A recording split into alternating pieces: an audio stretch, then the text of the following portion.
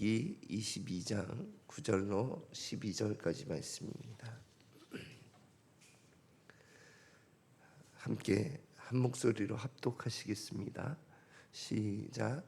하나님이 그에게 일러주신 곳에 이른지라. 이에 아브라함이 그곳에 제단을 쌓고 나무를 버려놓고 그의 아들 이삭을 결박하여 제단 나무 위에 놓고 손을 내밀어 칼을 잡고 그 아들을 잡으려 하니 여호와의 사자가 하늘에서부터 그를 불러 이르시되 아브라함아 아브라함아 하시는지라. 아브라함이 이르되 내가 여기 있나이다 하매 사자가 이르시되 그 아이에게 내 손을 대지 말라. 그에게 아무 일도 하지 말라. 내가 내 아들 내 독자까지도 내게 아끼지 아니하였으니 내가 이제야 내가 하나님을 경외하는 줄을 아노라. 아멘. 오늘은 하나님이 원하시는 관계라는 제목으로 함께 말씀을 나누고자 합니다. 먼저 말씀을 함께 읽겠습니다. 시작.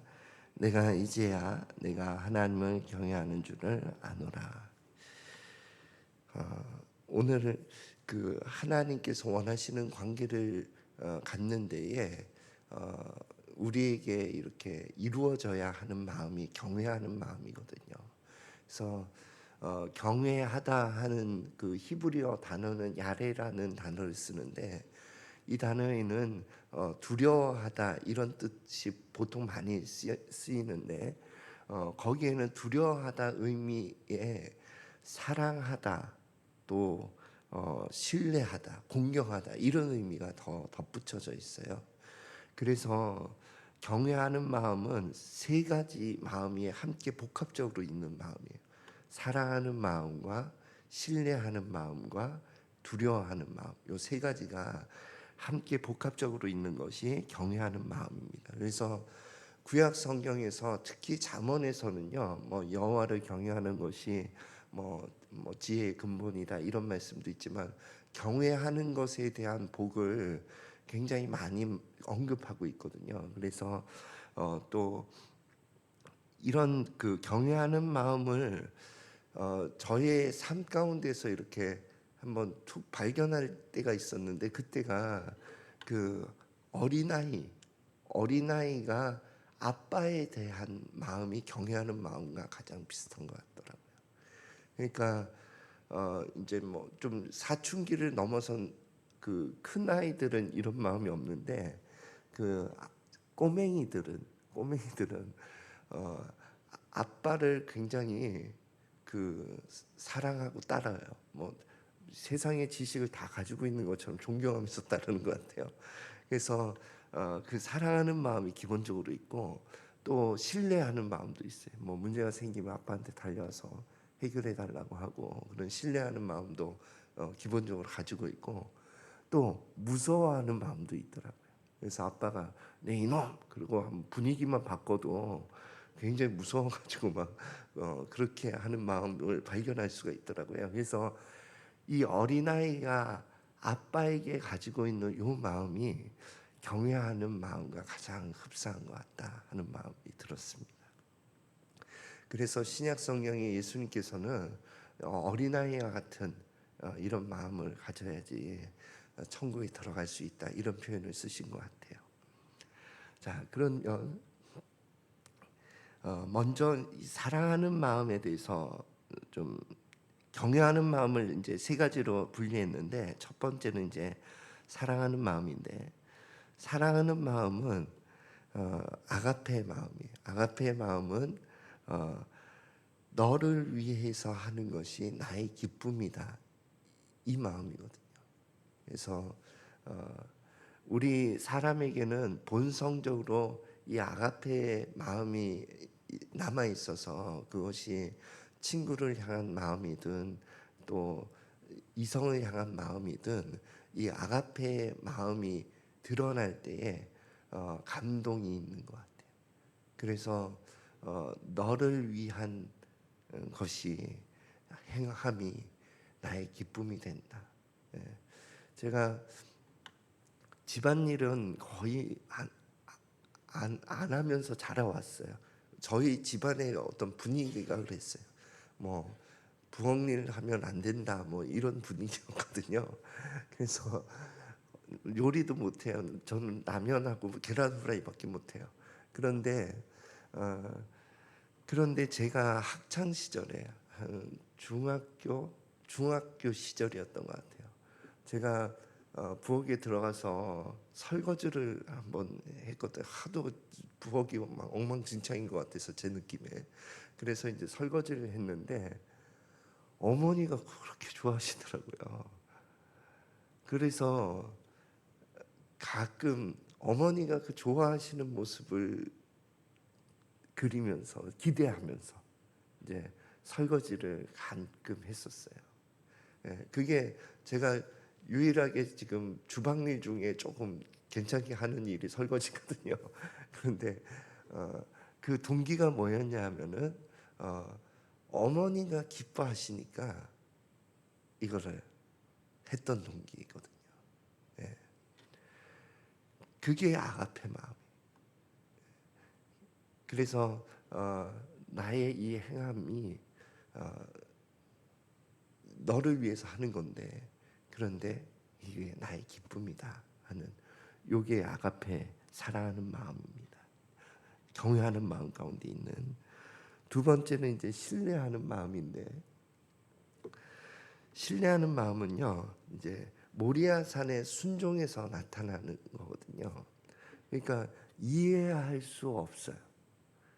이 하나님의 어떤 요구하는 것이 내가 생각하기에는 맞지 않아요. 예.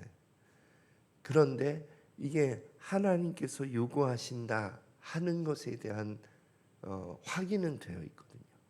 그러니까 모리아산에서 아브라함아 그랬을 때 제일 처음 장면이 내가 여기 있습니다 이렇게 응답하면서 나왔거든요. 그럼 뭐냐 하면 그 75세 때부터 불러왔던 하나님의 음성이라는 것을 아브라함이 아는 거예요. 예. 사탄아 물러가라 이렇게 할 수 없는 거예요. 그분의 음성인 걸 알기 때문에. 그런데 요구하시는 내용은 아들을 번제로 드리라는 거니까 이해할 수 없는 거잖아요. 그런데 그 이해할 수 없어도 그동안 하나님께서 내 인생 가운데 행하셨던 것을 믿기 때문에 순종하는 거예요. 그게 신뢰하는 마음이에요. 예. 간혹 우리의 삶 가운데도 간혹 뭐 자주 그런 건 아니지만 간혹 우리는 이해하지 못하는데 하나님께서 하라고 요구하시는 뭔가가 있을 때가 있어요. 예. 그때 어, 신뢰하는 마음이 있다면, 경외하는 마음이 있다면 순종하는 자리로 나갈 수 있다는 겁니다. 세 번째 경외하는 마음의 세 번째 두려워하는 마음은 무서워하는 마음이라기보다는 따르는 마음이 자리 잡았다는 거예요. 왜냐하면 이전에 불순종의 결과를 통해서 배웠기 때문에 그래요. 예. 그래서 해라 하지 마라 하는 말씀에 대해서 우리의 신앙의 삶 가운데 늘 순종과 불순종으로 나뉘어지거든요. 그런데 아브라함의 아주 기억에 남는 불순종의 사건이 있었다면 그것은 사라를 통한 출생이었어요. 사라를 통해 이스마엘의 출생이었거든요. 그게 저는 언젠가 성경을 읽다가 이스마엘이 출생한 것이 86세더라 요 구절로 마치고 그 다음에 99세가 되었을 때 이렇게 연결이 돼 있더라고요. 그 다음 장이. 그러니까 86세부터 99세까지는 성경에서 아브라함과 관련된 얘기가 적힌 게 없다 이거죠. 그러니까 그러나 하나님과의 관계에 있어서 어쩌면 침묵의 시간이었던 것 같다 하는 마음이 들면서 아브라함이 이스마엘의 출생이 하나님 앞에 큰 실수였구나 하는 것을 절감했을 시기였다고 저는 생각이 들어요. 그러니까 우리가 불순종함으로 하나님으로부터 너 그것은 내 뜻과 다른 거였다는 거 너 알지? 이렇게 확인해 주는 그런 사건들이 있음으로 인해서 다음번에 같은 요구를 하실 때에 따르는 마음이 자리 잡는 거예요. 그게 두려워하는 마음, 막 무서워서 한다기보다도 따르는 마음이 자리 잡는 거예요. 그래서 경외하는 마음에는 이 따르는 마음, 두려워하는 마음과 신뢰하는 마음과 사랑하는 마음이 복합적으로 섞여 있는 겁니다. 그래서 하나님께서 원하시는 관계는요, 두려워하는 마음으로 혹은 의무적인 마음으로 순종하는 것을 원하지 않으세요. 하나님께서 원하시는 관계는 사랑하기 때문에, 신뢰하기 때문에 따르는 순종하는 관계를 원하고 계시는 겁니다. 그래서 오늘 이 경외하는 마음이라고 하는 이 한 단어를 한번 묵상하시면서 하나님과의 관계를 다시 한번 점검해 보는 저와 여러분이 되시기를 예수 그리스도 이름으로 축원드립니다. 기도하겠습니다.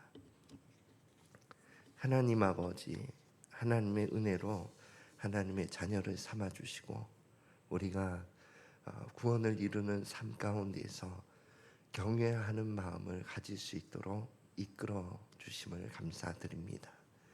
우리 안에 주님을 향한 사랑하는 마음과 신뢰하는 마음과 또 따르는 마음을 심겨 주셔서 하나님을 경외하는 자로 살아갈 수 있도록 축복하여 주시옵소서.